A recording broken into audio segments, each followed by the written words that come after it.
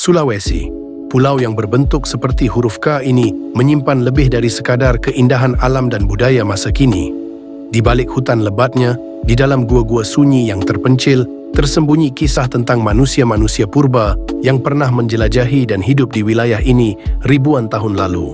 Kisah yang hampir terlupakan oleh zaman. Jejak mereka tidak ditemukan dalam bentuk tulisan atau bangunan megah, melainkan melalui benda-benda kecil, alat serpih dari batu yang tajam dan sederhana. Alat-alat ini menjadi saksi bisu bagaimana manusia pertama di Sulawesi bertahan hidup dalam kerasnya alam prasejarah. Satu budaya yang sangat jarang dibicarakan dalam sejarah Indonesia adalah budaya Toala. Budaya ini dianggap sebagai salah satu budaya tertua di Sulawesi, bahkan mungkin di seluruh Nusantara. Dengan alat batu yang khas, budaya Toala meninggalkan petunjuk-petunjuk samar tentang peradaban yang sudah ada jauh sebelum migrasi Austronesia. Siapakah mereka, para pembuat alat serpih ini? Dari mana mereka berasal? Dan mengapa budaya Toala tampak begitu terisolasi dan terlupakan dalam sejarah besar Kepulauan Indonesia? Jejak Indonesia akan menelusuri warisan tersembunyi ini, menyelami misteri budaya Toala yang pernah hidup di jantung Sulawesi.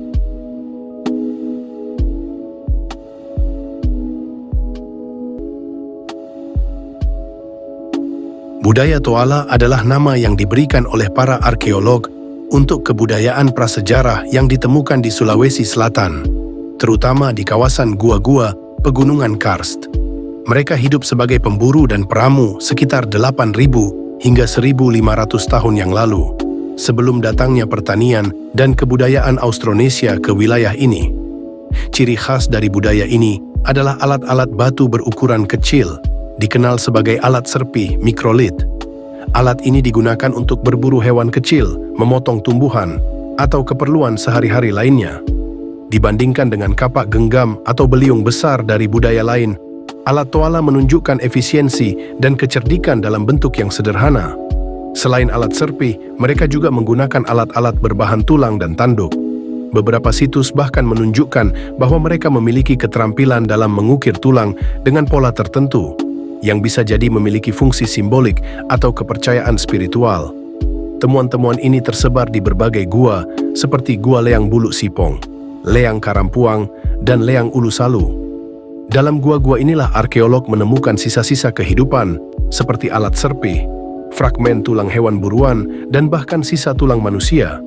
Namun yang paling menarik, budaya Toala tampaknya hidup berdampingan dengan gelombang awal migrasi Austronesia, tapi tidak menyatu dengan mereka. Ini menunjukkan bahwa budaya Toala adalah peninggalan dari populasi yang lebih tua. Mereka mungkin adalah penduduk asli Sulawesi sebelum gelombang besar migrasi masuk.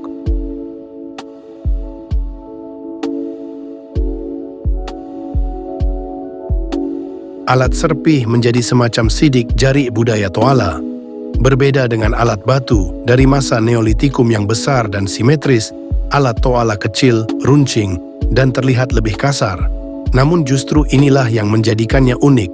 Alat-alat ini mencerminkan kecakapan dalam membuat peralatan yang efektif untuk lingkungan tropis dan kehidupan pemburu peramu.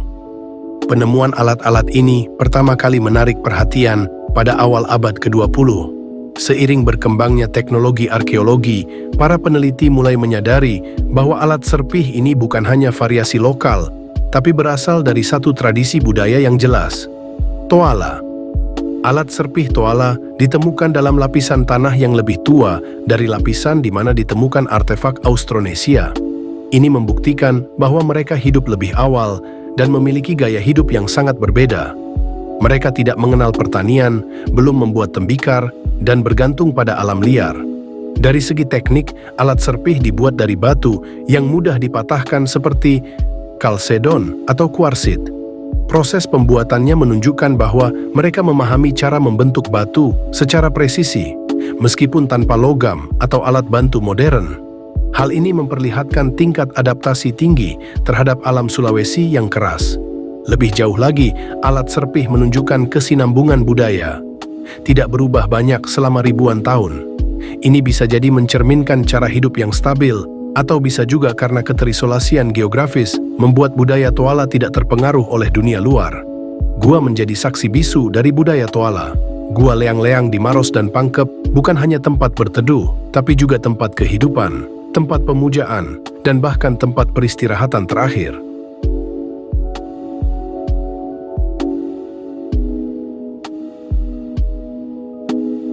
Disinilah banyak alat serpih dan sisa-sisa kehidupan mereka ditemukan. Beberapa gua juga menunjukkan lukisan dinding purba seperti gambar tangan berstensil dan binatang. Meski belum pasti apakah ini karya Toala, kesamaan lokasi membuat banyak arkeolog meyakini adanya keterkaitan. Apakah ini bentuk ekspresi spiritual mereka? Atau mungkin bagian dari ritual kehidupan? Beberapa gua memperlihatkan lapisan penguburan, menunjukkan bahwa mereka juga memiliki sistem kepercayaan terhadap kematian. Sisa kerangka manusia ditemukan dalam posisi tertekuk, dilengkapi dengan benda-benda seperti alat serpih atau manik-manik dari kerang. Ini mengindikasikan adanya nilai-nilai simbolik dalam budaya mereka. Lingkungan gua yang lembab dan tertutup juga membantu menjaga kelestarian sisa-sisa arkeologis. Bahkan potongan DNA purba dari tulang Toala berhasil diambil, membantu ilmuwan melacak jejak genetik mereka dalam populasi Indonesia saat ini. Gua-gua ini ibarat kapsul waktu. Setiap alat, tulang, dan lukisan adalah potongan puzzle yang perlahan-lahan mengungkap siapa sebenarnya masyarakat Toala dan bagaimana mereka membentuk lapisan terdalam sejarah Indonesia.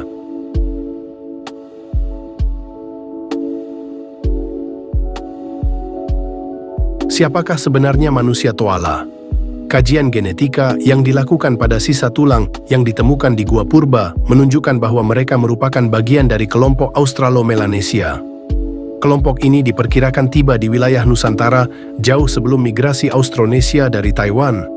Dengan kata lain, masyarakat Toala mungkin memiliki hubungan genetik dengan penduduk asli Papua dan Australia yang menandakan bahwa mereka adalah gelombang manusia awal yang datang melalui jalur pesisir Asia Tenggara lebih dari 40.000 tahun lalu. Penelitian terbaru menunjukkan bahwa meskipun budaya Toala telah menghilang, jejak genetik mereka masih bertahan dalam masyarakat adat tertentu di Sulawesi dan wilayah timur Indonesia. Ini membuka mata kita bahwa sejarah bukan hanya milik yang tertulis, tapi juga diwariskan dalam tubuh kita sendiri. Perpaduan antara budaya Toala dan kedatangan Austronesia kemudian membentuk keragaman budaya dan genetik yang kita lihat hari ini. Budaya Toala, meskipun menghilang dari permukaan sejarah, tetap menjadi bagian penting dari mozaik leluhur bangsa Indonesia. Mereka bukanlah peradaban yang punah, melainkan fondasi awal, lapisan pertama dalam cerita panjang tentang siapa kita sebenarnya.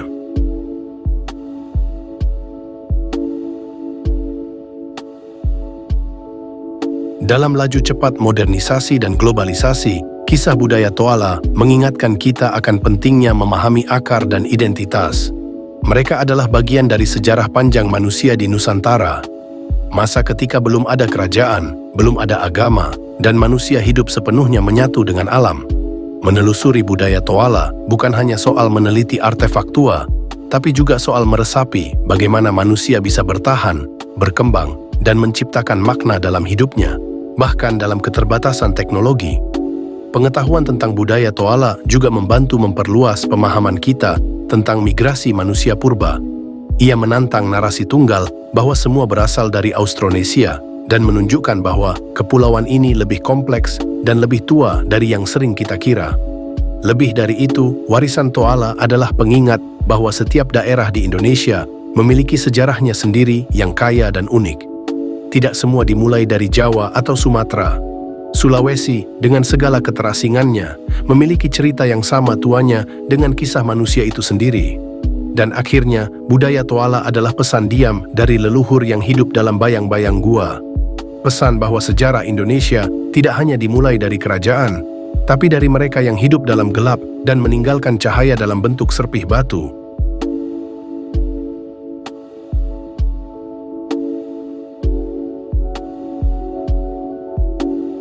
Budaya Toala mungkin tidak dikenal luas oleh masyarakat umum. Tidak ada candi megah atau prasasti yang mereka tinggalkan. Namun dari gua-gua tersembunyi di Sulawesi, kita tahu mereka ada. Mereka pernah hidup, berkarya, dan membentuk awal mula peradaban di tanah ini. Alat-alat serpih yang mereka tinggalkan adalah bukti bahwa teknologi, meskipun sederhana, bisa menjadi penanda keberadaan yang kuat. Setiap serpihan batu adalah suara kecil dari masa lalu, yang kini kita dengar kembali.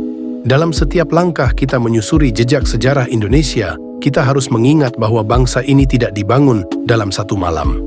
Ia dibentuk oleh ribuan generasi, dari berbagai ras, budaya, dan keyakinan. Semua menyumbang satu potong kisah dalam mozaik besar bernama Indonesia. Dan hari ini, kita telah menyelami salah satu lapisan terdalam dari kisah itu. Budaya Toala, warisan yang sunyi tapi tak tergantikan,